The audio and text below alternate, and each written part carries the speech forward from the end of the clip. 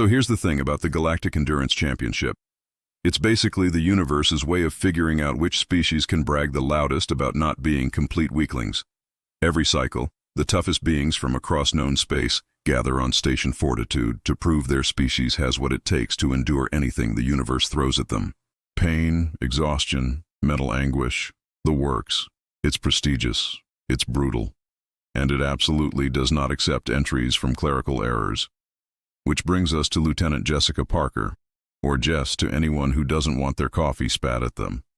She's human, she's military, and she's currently staring at a holographic message that claims she's registered for the most punishing competition in the galaxy. The message is cheerful. Jess is not. There has to be a mistake, she tells the registration desk. Behind the desk sits a blob of sentient gel named Pip, who looks like he's one stressful moment away from liquefying completely. No mistakes, Pip squeaks, checking his datapad for the 17th time. Lieutenant Jessica Parker, human, registered 14 rotations ago, entry fee paid, waiver signed. I didn't sign anything. Your commanding officer did, on your behalf. It's all very legal. Jess is going to murder her CO. Slowly. But first, she has to deal with the fact that galactic law considers withdrawals from the championship to be an insult worthy of massive fines and potential diplomatic incidents. Earth's government has made it very clear that they can't afford either right now. The other competitors find this hilarious. Commander Throk is 9 feet of scaled muscle from a planet where gravity is triple Earth standard. He laughs like an avalanche. A human in the championship? This will be over before the second hour. Velana drifts nearby, her translucent form shimmering with what Jess assumes is condescension. She's telepathic, elegant, and radiating superiority. How curious. I didn't realize the championship had introduced a comedy segment. Graxis, a 4-armed insectoid who's apparently bronze medal royalty, just clicks his mandibles in what might be amusement. He's been training for this for years.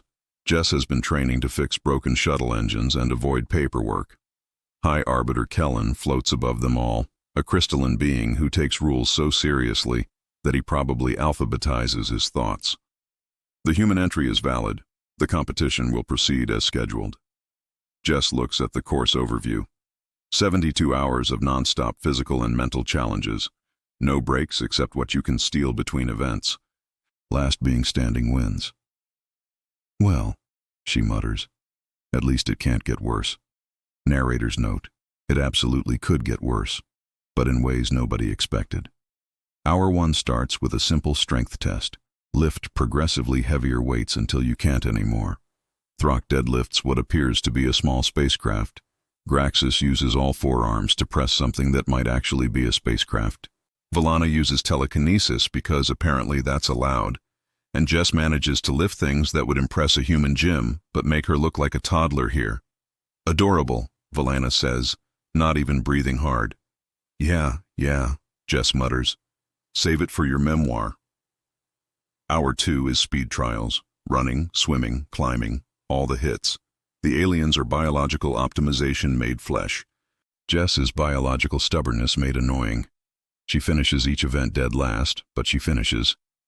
That's the part that matters, even if Throk's already talking about what he'll say in his victory speech. Pip nervously monitors everything from his station. All competitors are performing within expected parameters, he announces. Hour 3 introduces the first endurance element. Keep running while solving increasingly complex puzzles.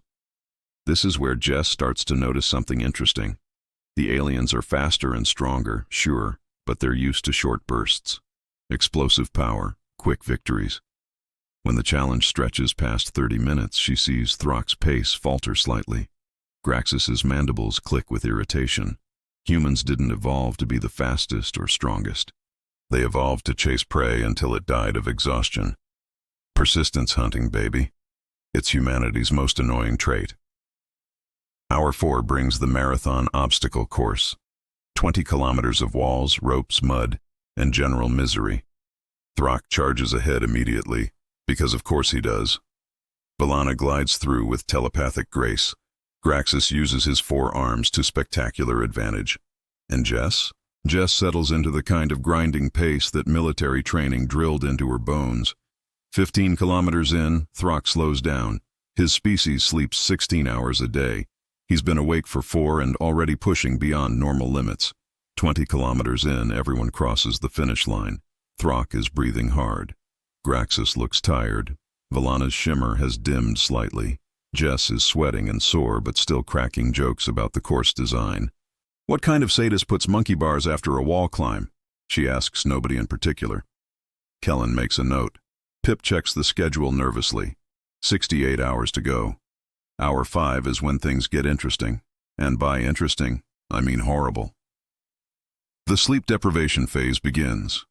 All remaining challenges will continue without breaks. No naps, no rest. Just keep going until your body or mind gives up first.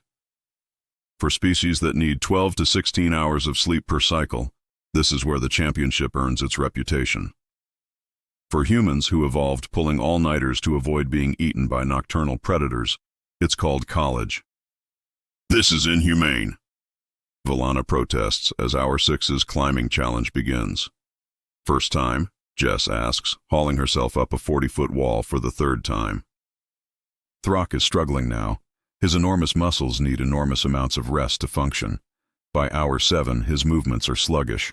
His eyes keep trying to close. During Hour 8's climbing challenge, he makes it halfway up, sways and topples backward like a felled tree. He's out, eliminated. The favorite just got taken down by simple exhaustion. The galactic audience watching the live stream doesn't know what to make of this. Throk has won this competition twice. He's a legend, and he just got outlasted by a human who's been cracking jokes about terrible cafeteria food for the past 3 hours. Graxis and Velana push on, but cracks are showing. Graxis's 4 arms are an advantage until exhaustion makes coordination harder. Velana's telepathy requires mental focus that sleep deprivation is steadily eroding. Jess, meanwhile, has entered what she calls her zombie mode. It's a state she perfected during military deployments. Not quite awake, not quite asleep, running on autopilot in spite. She's done 5-day exercises with less sleep than this. Her body is screaming, but her brain, fueled by years of bad decisions and worse coffee, keeps trudging forward. How are you still moving? Graxis clicks at her during Hour 10. Honestly, no idea. I think I died 2 hours ago and forgot to fall over. Hour 12 brings another obstacle course, this one with memory elements. Remember the pattern, replicate it while climbing.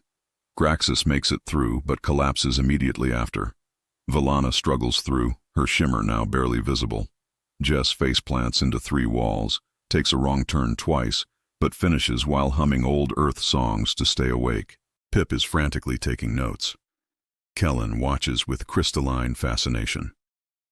This isn't how it usually goes. Hour 15 combines the worst of everything. Solve mathematical equations while doing pull-ups in steadily increasing gravity. It's designed to break both body and mind simultaneously, and it works beautifully on Graxis. He makes it through 8 equations and 42 pull-ups before all 4 arms give out at once. He crashes to the mat, mandibles clicking weakly. Humans are wrong, he says. Disturbingly, fundamentally wrong. You should not still be moving. Thanks, I grew it myself, Jess replies, because her brain stopped making sense 3 hours ago. Now it's down to 2. Jess and Velana, the telepathic favorite versus the human who was never supposed to make it past Hour 3. Velana tries mental tactics during Hour 18. Telepathic pressure, trying to amplify Jess's exhaustion and pain. It's a legal strategy used by her species for generations. It backfires spectacularly. Jess's sleep-deprived mind is a chaotic mess of random song lyrics, intrusive thoughts, military jargon, and an argument she had 7 years ago that she's still winning. There's no coherent consciousness to attack. It's just noise and determination held together by caffeine memories. What is wrong with your brain? Velana asks, genuinely disturbed. You want the full list, because we're going to be here a while. Hour 20 brings zero-gravity navigation while memorizing star charts. Velana should dominate this. Her species evolved in low gravity. But she's been awake for 20 hours, and her biology is screaming for the 16-hour sleep cycle she's missing. Jess has been awake for 20 hours on a Tuesday before. This is just Tuesday with worse decor. Hour 24 is the marker everyone's watching. A full day without sleep, without real breaks, just constant physical and mental punishment. Jess hits it, and something weird happens. She gets her second wind. The delirium clears slightly, replaced by a strange, energetic clarity that humans sometimes get when they're too tired to remember why they should quit. She starts making pop culture references nobody in the galaxy understands. Quotes movies that won't be made for another century from the aliens' perspective. Sings songs between challenges. Is she malfunctioning? Pip asks Kellen nervously. I believe she's entering a euphoric state brought on by extreme exhaustion, Kellen observes. Fascinating. Her species uses delirium as a performance enhancer. Hour 28 brings another combination challenge. Velana is moving on pure pride now. Her physical form is deteriorating. Telepathic species aren't built for this kind of sustained physical punishment. Her mind is sharp, but her body is failing. Hour 30. Velana finishes a climbing challenge, reaches the top, and simply stops. Her shimmer fades to almost nothing. I concede, she says, her telepathic voice tired but respectful. Your species is terrifying, Jessica Parker. Never let them know about this competition. Then she collapses gracefully, like a puppet with cut strings. Jess is alone now. Here's the thing about winning by default. The rules don't care. To claim the championship, Jess has to complete the full 72-hour gauntlet, alone, with no competitors to pace against. This is where most beings would quit, take the moral victory and go home. But Jess is running on something beyond logic now. Some terrible combination of stubbornness, spite, and the military's favorite unofficial motto. We will endure anything out of pure stubbornness because giving up would be embarrassing. Hour 35. She's talking to herself openly now, narrating her own actions like a sports commentator. And Parker approaches the wall climb with all the grace of a drunk giraffe, but by God she's going to make it. Hour 42. She starts having conversations with the cameras, asking them about their day, complaining about course design, requesting pizza. Pip has become her unlikely cheerleader. You can do this, Lieutenant Parker, he squeaks from his monitoring station. Thanks, Pip. You're my favorite sentient blob. Hour 47. Jess hits a wall. Not literally, though she's done that too, but a mental wall where her body is begging to shut down. She stands in the middle of an obstacle course, swaying, seriously considering just lying down right there. Then she remembers Throk's laugh, Velana's condescension. Every alien who assumed humanity was too fragile for the galaxy. Spite is one hell of a motivator. Hour 52. She's cycling through emotional states like a broken slot machine. Determined, delirious, determined again, giggling, crying, determined once more. Her body is operating on reserves it didn't know it had. Kellen is taking extensive notes. Human physiology appears to have multiple backup systems for consciousness and physical function. They can operate well beyond what should be their failure point. Hour 58. Jess nearly quits. She's on another climbing wall, can barely see straight, and her hands won't grip properly. She hangs there, wondering if the fine for quitting is really that bad. Then she thinks about going back to Earth and explaining that she gave up. After all this, after outlasting every alien competitor, her pride won't let her. Also spite, mostly spite. She climbs. Hour 62. The final challenge is, ironically, simple. A logic puzzle. Easy for someone well rested. Nearly impossible for someone who's been awake for 62 hours straight. Jess stares at it. The pieces swim in her vision. She tries 3 times, fails, tries again. Her hands shake as she moves components around. Nothing makes sense. Everything makes sense. Schrodinger's puzzle. On attempt 7, something clicks. Maybe the solution, maybe her brain finally breaking. Either way, the puzzle completes. Lights flash. Alarms sound. Kellen's voice echoes through the station. Lieutenant Jessica Parker has completed the Galactic Endurance Championship. Victory confirmed. Jess looks at the nearest camera. Is there pizza? Then she collapses. Jess wakes up 3 days later in a medical bay that smells like antiseptic and regret. Every muscle in her body has filed a formal complaint. Her brain feels like it's been replaced with cotton and bad decisions. "You're awake," Kellen observes, floating nearby. "Congratulations, champion." The word takes a moment to process. Champion. She won. She actually won. "What happened?" She croaks. "You became a galactic sensation and a horror story simultaneously." Kellen sounds almost amused, which is impressive for a crystalline being. 47 separate species have submitted requests to study human endurance capabilities. 12 military organizations have lodged formal complaints about humanity's unfair biological advantages.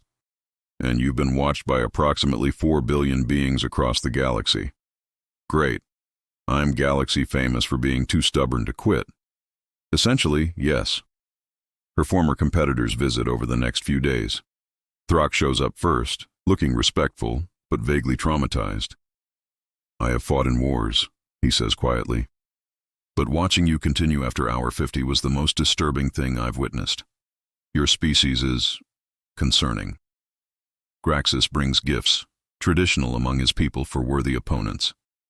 "I will not be competing if humans are allowed in future championships," he says, clicking respectfully. "You have earned my fear." Velana appears last, her shimmer restored. "I scanned thousands of minds in my life. Yours was chaos and determination held together by stubbornness and coffee memories. It was beautiful and terrible. We underestimated your species." "Most people do," Jess replies. Pip visits constantly, now a devoted fan. "You're amazing. Everyone's talking about you. Also, there's a form you need to sign about the prize money. The prize money is substantial, enough to retire on. Enough that the bureaucratic mix-up that started this is almost forgiven. Almost. Her commanding officer appears via video call, looking sheepish. "So, funny story. I registered you as a joke. I didn't think it was actually binding. You're buying drinks for a year." Fair. The trophy arrives on her final day at the station. It's enormous, gaudy, and covered in alien script that translates to something like, "Survived the unsurvivable." Jess loves it immediately. Kellen provides the final summary. Humanity's official galactic classification has been updated. Previous designation, fragile newcomers. New designation, do not engage in endurance contests under any circumstances. "We're banned?" Jess asks. "From 47% of competitive events, yes. Your species is considered to have unfair advantages in anything requiring persistence, stubbornness, or the ability to continue functioning past reasonable biological limits. So we're too annoying to compete with?" That's one interpretation. Jess returns to her ship where her crew has watched everything. They're proud, concerned, and deeply worried about humanity's new reputation. Lieutenant Commander Harris just shakes his head. "You know what you've done? You've made every alien species in the galaxy afraid of human determination." "Good," Jess says, settling into her chair with the trophy. "Maybe they'll think twice before laughing at us." "The next championship is in 2 cycles, Pip mentions over comms. "Will you defend your title?" Everyone looks at Jess. She's supposed to say no. She's supposed to be done with this. But spite is a hell of a motivator. "Ask me in a year," she says, grinning. "Let me recover from this one first." Narrator's final note. Humanity's reputation in the galaxy was forever changed that day. Not because they were the strongest or the fastest, but because they were too stubborn to know when they should quit. And honestly, that might be more terrifying than any weapon.